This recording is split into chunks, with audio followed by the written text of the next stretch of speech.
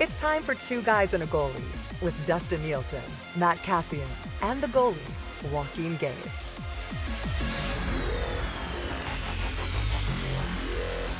Happy Tuesday, everybody, and welcome to another episode of Two Guys and a Goalie. Sorry we didn't drop an episode on Monday.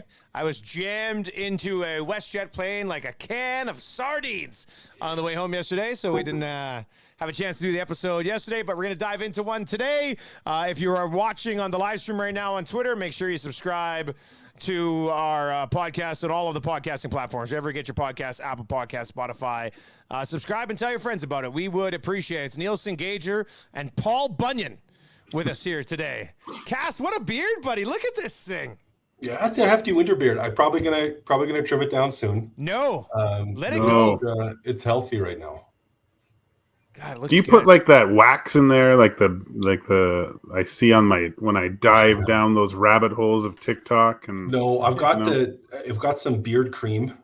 You do? But You do. I basically think it's just like thick moisturizer, and they just call it beard cream so they can sell it to you for more money. How much of that do you put in there? How's that work? Not very much. Not very much. It's just it's basically like I think it's more for your skin underneath because you can get kind of dry under there, and so after you wash it and you condition it, you rub some of that in to help the skin. And this is probably the first time I've ever had it this length. Actually, I don't know if I've ever had it. I was going to ask you, have you ever had it that long before? Like what about Senators playoff run there that year that against Montreal? It wasn't. I mean, this is more than 3 weeks. So I guess I had a good one. No, well, it would have been pretty close. The when we went to the Calder Cup with Houston, that one was pretty good. I'll have to see if I can find it. A few weeks. Yeah. Yeah, I'll have to see if I can find a picture of it. Gager, could you grow that? I don't know. No, I don't think I could. It's too patchy. The muzzy is what kills it for me there. I could that's never Stuart have the Skinner muzzy. like. Yeah, I could have this here. But Cass, you should grow this out, and then the final day of November, shave it, and do an episode with just the sickest stash of all time.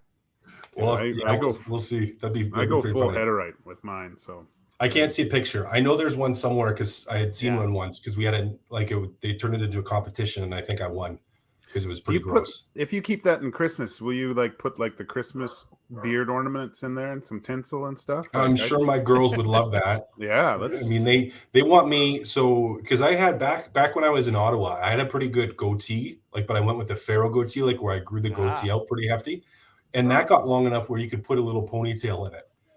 But that was before I had girls, or not a little ponytail, not You're like a gonna braid that thing. thing, Cass. Oh, if it got that long, the girls would be all over that. But it won't get that long. Does your wife like a beard? Is she a big beard girl or what? She doesn't like me clean shaven. She doesn't like it. Like Tammy if I go likes down, when I have a beard too. Yeah, she doesn't like it when it's down to the wood. She likes. Now this might be a little bit long for what she normally likes. Like she likes just like a thin light, but she does like me with some facial area. Yeah. Gager, did you ever put on a wig at home and play hair guy? She doesn't like me at all. It doesn't matter what I have on my face. All right, let's move along.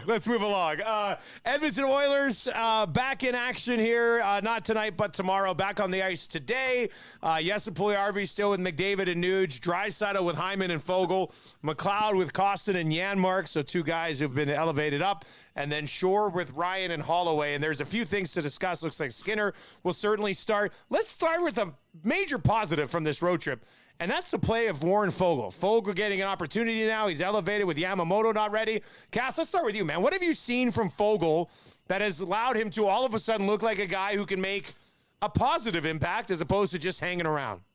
Well, I think it's the energy that he's bringing in, the intensity. He's up the energy from his play. Like if you just watch him, he's playing with enthusiasm where before he wasn't. Now, I mean, it's a positive thing, very positive thing. What has me curious, I would say, is where has this been? Or has he just been been sulking the whole time? But now there's an opportunity, and now he's putting forth the jump that he has. But he's been playing really, really enthusiastic, which has been good. Like he's been pretty relentless on pucks, good on the forecheck, involved in the play, and he's going to the front of the net. And that, is what he's going to need to do. He's not going to be a Vander Kane, not going to replace a Vander Kane. But if he can bring some positivity to improve his play as he has been, I mean, it helps. It certainly helps. Gager, what have you thought of him?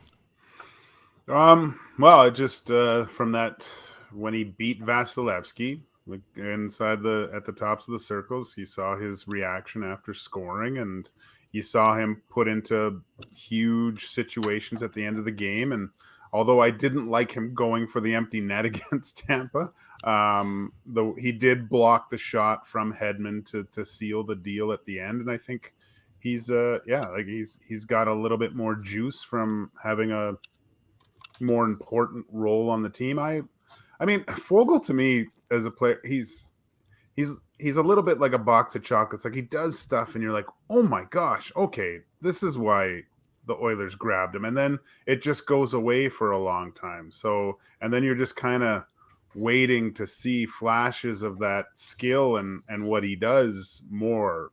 But hopefully he can keep it going. He has so far. I would say, just because Skinner didn't play every game, I would say he was their best player on the whole trip. Yeah, that's fair enough, especially if you base it on expectations, right? If you base on guys who kind of outplayed what you expected them to do, I think, mind you, in a couple of those games, you could argue that he was probably their best player. So, a positive sign here for Foegele. It's bad news, kind of, I guess, for Dylan Holloway, who's playing less than 8 minutes a night. He's on the fourth line again after getting that little bump up to start that last game with Leon Draisaitl. Gage, what's the plan here with Holloway? Because, the one thing we would have said in the preseason, I'm sure Cass said it on the pre and post, and you would have said it on my show as well, and we said it here on the podcast, is, well, the last thing you want to do is have this guy play fourth line. And that's the minutes that he's getting right now. I mean, this is not October 25th now. We're in the middle of November. It's a month and a half into the season, and he's on the fourth line today. He's playing less than 8 minutes a night. And when he has gotten opportunity, he's made mistakes that make you think, some time in the American League wouldn't be the worst thing. So what's going on here, Gager? What am I missing? Tell me what I'm missing. Nothing. I hate to say it, but I'm not on the Holloway train.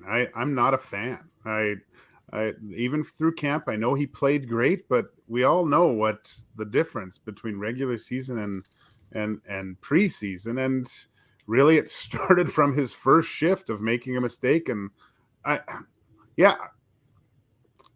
he hasn't shown me enough at the NHL level for me to say, yeah, this guy can play regularly and play, 15 to 20 minutes a night. It's just, it hasn't been there for me on the eye test. There's been little bits of good things, but not enough for a young first rounder like him that's supposed to be a massive part of your future and essentially be able to free up cap space over the next few months because of the way he's playing.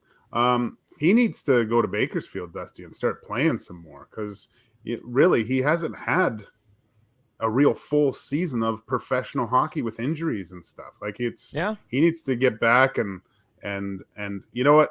Getting sent to the minors, it hurts too. It's nice to light the fire. It sure worked for Leon Draisaitl years ago.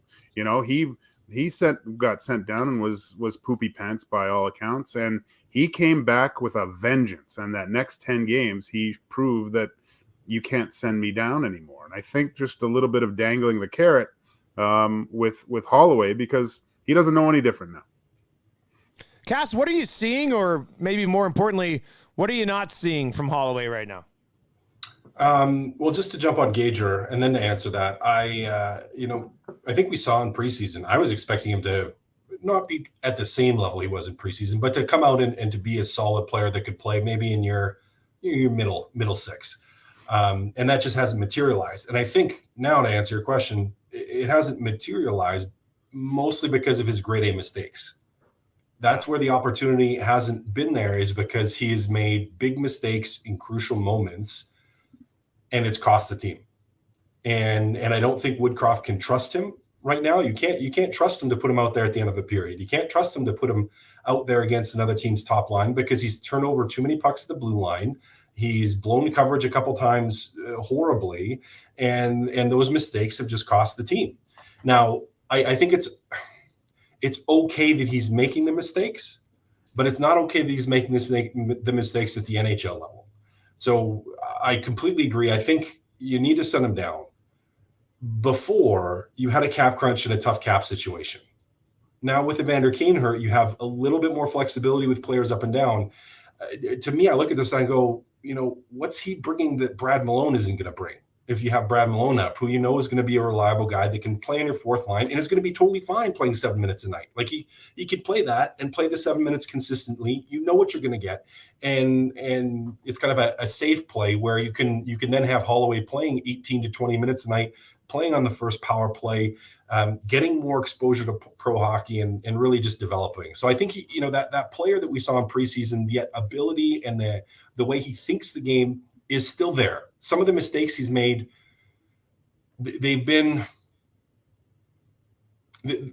creative mistakes, right? They've been trying creative to do mistakes. Things that he could do in other levels, but can't do right now here. But can't do right now here, and that he just needs to understand the game a little bit more and positioning a little bit more. And I think he'll get there, but I believe he needs more time to develop. Well, you don't want to suck that creativity out of him.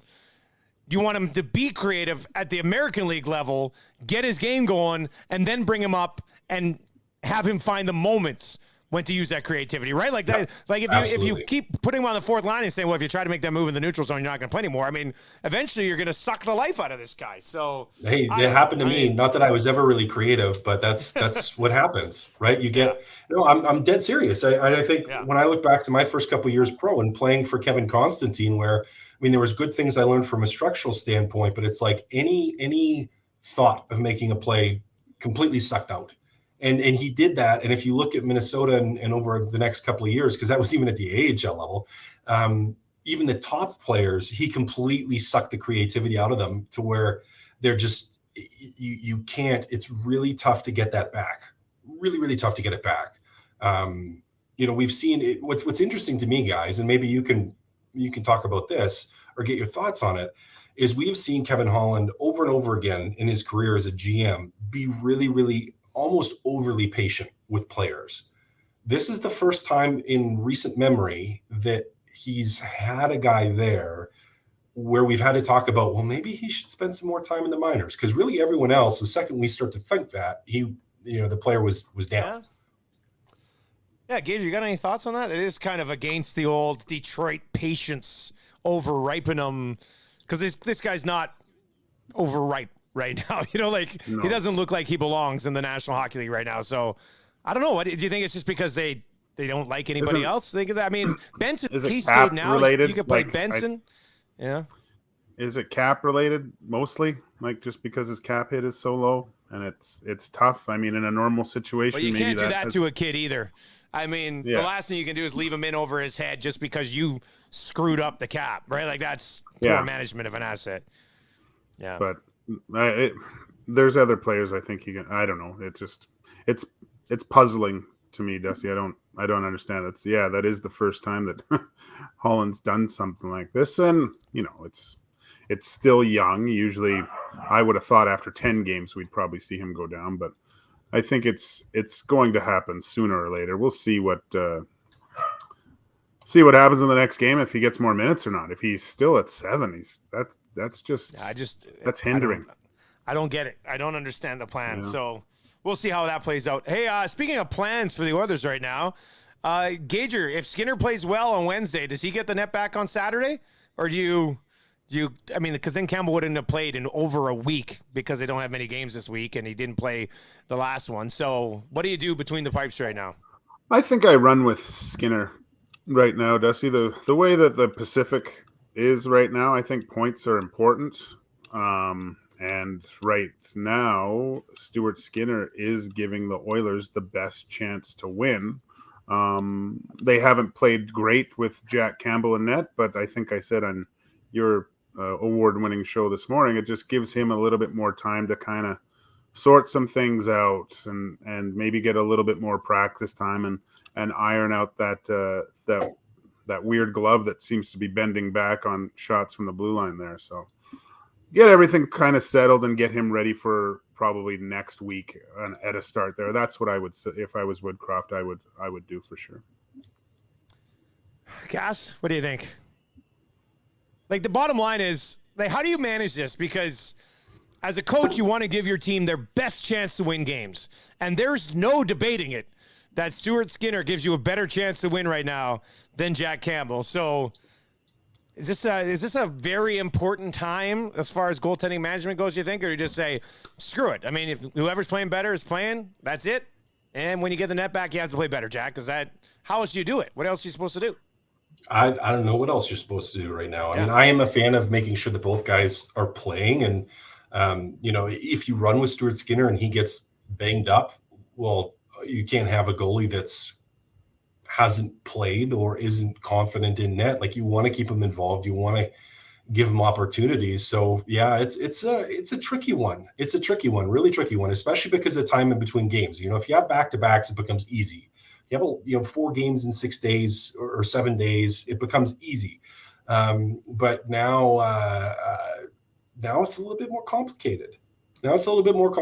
So yeah, I don't know exactly how they're going to handle it. I mean, Campbell's generally a positive guy for his teammates, and his teammates do really like him. So yeah, you're trying to balance it a little bit here. It's a